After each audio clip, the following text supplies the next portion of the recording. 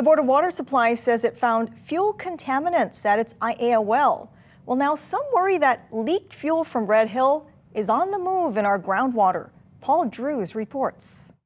This well is more than 2 miles from the Red Hill facility, but there is concern that certain contaminants detected here could mean leaked fuel is spreading.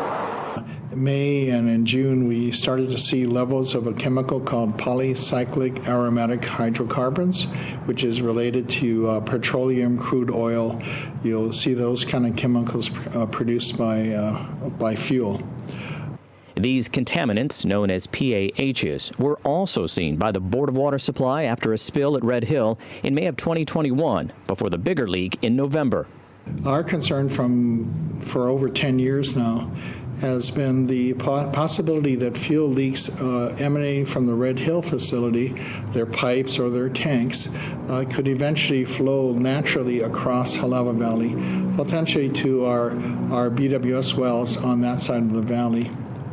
They're not the only ones concerned. Maria Keli'i Holokai lives across from the now unused Aiea Well. We don't drink tap. We don't do anything with tap water. She used to live near Red Hill but moved after the fuel spill. Her neighbor, Terry Kamali'i, has no problem drinking water from the tap, but is also concerned fuel could be spreading in our underground aquifer. Definitely, because if it contaminates this one, it can contaminate other wells as well. Or just in general, being contaminated is not a good thing, in any water. There's something in the underground aquifer and it's moving. It does appear to be moving in the westerly direction, and it's not only Board of Water Supply detecting it, but also the Navy detecting it in their monitor wells in that area. But the State Department of Health and the EPA is not convinced fuel found at the wells came from Red Hill. In a response letter to the BWS, the two groups asked for 14 different items, from reports to whether other sources were considered, and even questioned the chain of custody for samples taken.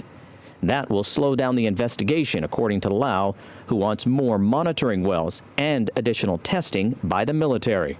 And requests from the Navy and also the regulators that they require the Navy to move toward weekly testing of all their monitor wells. Yeah, I'd love for them to test the wells, make sure it's safe, because from everything we were told, it was safe. Lau says residents do not have to worry right now about our drinking water, which is safe. But he is concerned this may not be the only contamination that could threaten our precious underground water resource. But now is the time to speed up the pace of investigation and actually get into remediation, the cleanup, because the fuel leaks of the past, the recent past, and over the 80-year history of this facility, and we estimate that number could be almost 2 million gallons at this time. That fuel is not going to disappear magically. In Aiea, Paul Drews, Island News.